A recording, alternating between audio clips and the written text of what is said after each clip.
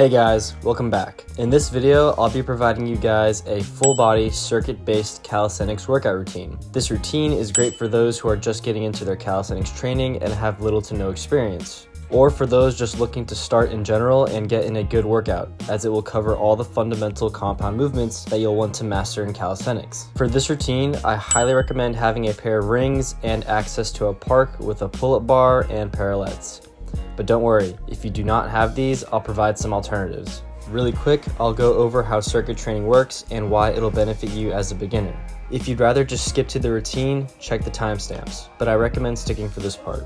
Circuit training is where you perform a series of exercises with minimal or no rest between each one and perform the series in rounds. For example, you do exercise A, B, C, D, with little to no rest between each one. Once that round is complete, you rest for a certain period of time and then repeat the series for as many rounds as needed. The cool thing here is that circuit training requires less overall time to complete. Considering it requires less time and a series of back-to-back exercises, we'll be able to work on our cardio, develop a base level of strength, and improve our body composition.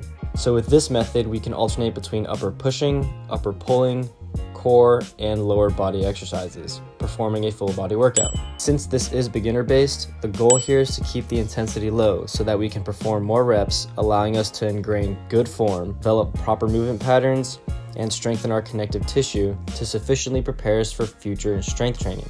Overall, the purpose of this routine is to prepare you for future strength training. Plus, you'll get a solid workout that won't have you sore for days. All right, let's go over the routine. For this routine, we'll have a total of 4 rounds. We'll have rounds 1 and 2, and rounds 3 and 4. We'll call rounds 1 and 2 Group A, and rounds 3 and 4 Group B.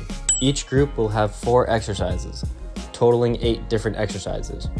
For Group A, our 4 exercises are going to be chin-up negatives, incline push-ups, bodyweight squats, and hollow body holds. For Group B, our exercises are going to be dip negatives, bodyweight rows, hot seat, and knee raises. If you notice, we go from a vertical pulling exercise to a horizontal pushing exercise to a dynamic leg exercise to a static core exercise in Group A, and vice versa for Group B. Remember, our goal here is to keep the intensity low, meaning we want to place ourselves in a position to make each exercise easy enough to perform multiple repetitions without sacrificing form. The only exception for high repetitions will be with our vertical exercises. So for our vertical exercises, we're shooting for 5 to 10 repetitions. For our horizontal exercises, we want anywhere from 15 to 25 repetitions. And for our static exercises, we want to hit anywhere from 30 to 60 second holds. We want minimal to no rest between each exercise. For example, we start with Group A. For round 1, we perform all 4 exercises in a row with little to no rest. After that, you'll rest anywhere from 2 to 3 minutes, and then repeat the same 4 exercises for round 2. Once round 2 is complete, you'll rest 2 to 3 minutes and move on to Group B. Also, we are not training to failure here. We want to challenge ourselves without going to complete failure. All right, let's start the routine with Group A. What better way to demonstrate this routine than with a beginner? So starting with chin-up negatives. For the chin-up negatives, we want to perform 3 to 5 second negatives using a full range of motion from top to bottom. So we ideally want to place ourselves in a position where we can start with our chin over a bar or rings. We are only working the descending portion, which is the negative. We are not working the positive portion, which is the ascending portion. If you only have access to a tall pull-up bar, you can jump into the top position and lower down. If you have rings, place them at a height where you can start with your chin above your hands. Once you're set up, lift both legs one at a time and slowly lower down. If this is too tough for you, you can keep both feet on the floor to assist you on your way down. Performing just the negative portion at a controlled pace is a great way for a beginner to develop strength with that exercise. Once you're done with your chin-up negatives, we'll move on to incline push-ups. For the incline push-ups, we want controlled repetitions. Make sure your core is engaged throughout. Retract your shoulder blades as you lower down and protract your shoulder blades as you come up. Pay attention to each rep. This is the time to master the movement pattern while busting out a lot of reps at a controlled pace. You can use tall parallettes, your couch, a wall, any sturdy object that can allow you to perform incline push-ups. If you're using parallettes, try to make sure that your wrist is not extended. Keep it neutral and strong. As you're performing the incline push-ups, find the rep range that'll suit you best, anywhere from 15 to 25 reps, without going to total failure. Now on to bodyweight squats. For the squats, again, we want controlled repetitions. Set yourself up with feet shoulder width apart, or rather a position that's comfortable for you. Our goal is to maintain an upright torso and squat down to 90 degrees or lower. If you have trouble with the bodyweight squat, hold on to an object such as a pole or rings and assist yourself throughout the movement. We want to perform anywhere from 15 to 25 repetitions here. Now on to the last exercise for Group A, hollow body hold. For those of you who don't know, the hollow body hold is a static core exercise. For the hollow body hold, we want to lay on our back and crunch our core, pressing our lower back into the ground with our knees tucked and hands in front of us. This is the easiest position for the hollow body hold. The further out your legs are, and if you have your arms overhead, the harder the position becomes. So we're trying to shorten the lever.